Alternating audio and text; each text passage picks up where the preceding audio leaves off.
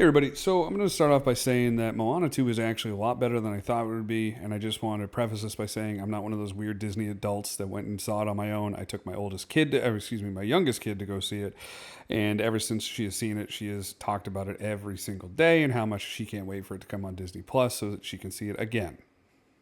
That said, I want to start off by saying that I am going to have a few minor spoilers. I'm going to try not to ruin the movie, but spoilers aren't your thing. After you hear this little bit, go ahead and just go see the movie. Then that's actually my recommendation.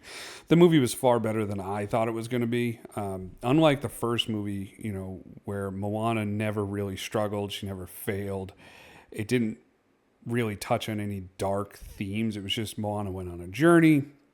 Moana saved the day. And this one, Moana has to rely on not just herself and her determination, but or even Maui, she has to rely on a whole team of people. She puts together a team to go on a mission, and each person has their own place. And the movie really puts an emphasis on struggle. The movie puts an emphasis on working together for a common goal, the consequences of not doing that, the consequences of not growing as a people. And that's the major theme is Moana knows that her people will never thrive if they continue to stay on their island isolated from everybody else. So she wants to go and find more people.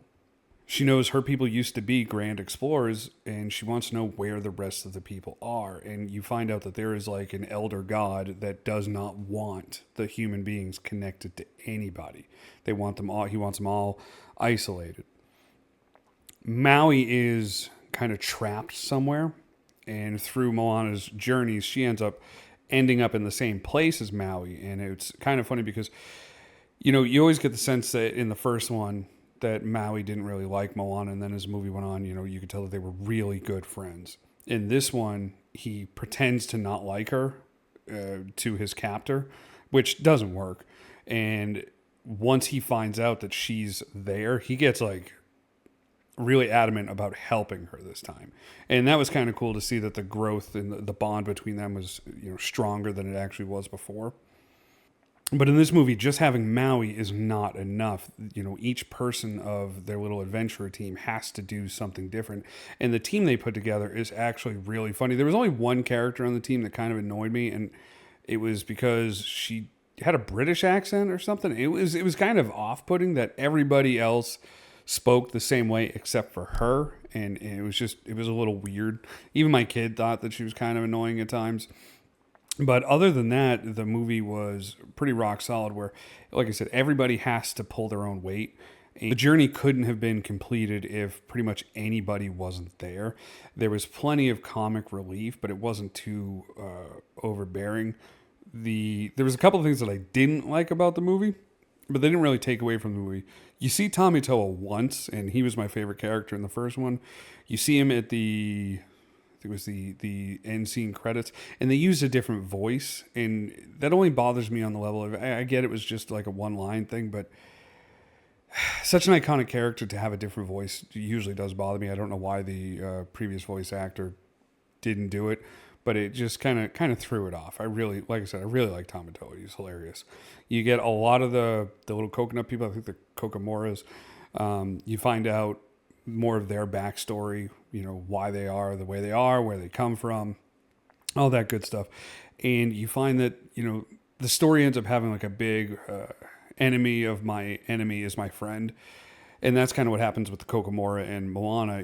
They battle, but they realize that they do share a common goal. So it's kind of interesting to see the coconut people in a different light.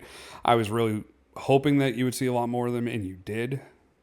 You do see another god. You see, I don't know if the other one's a demigod or a god, but you do see a little bit more of Maui's story, and the movie ends with they're definitely leaving it open for a third movie. Again, without giving away the ending, because I just won't do that. But Moana's job is far more important now than it ever has been, and that's something that I like. Is she went from just being kind of just the daughter of a chieftain, which they make a joke about her being the princess in the first one, to in the second one she is a wayfinder, and in the third one she has even more responsibilities for all the people. So I highly doubt that they won't make a Moana 3. Some of the best parts of it were, there was no modern day politics or anything. It was just a good movie for kids. My daughter was glued, and to get a 7-year-old to just sit and really be glued to a movie is very rare. So I was pretty happy with that. Like I said, overall, I don't think the movie was too bad. Even from an adult perspective, it wasn't very boring. It kind of flowed pretty well. The writing was good. I will say, if you're looking for the songs, I think the songs in Moana 1 were better than this one. They were a lot catchier. Believe it or not, this movie could have went without even having any songs, and it would have been a pretty good movie. But that's where I'm going to cut it. Like I said, just to add this in, even at the end, I'm not one of those weird Disney adults. I only saw this because my kid wanted to go see it, so I figured, hey, why not do a review on it? All right, take care.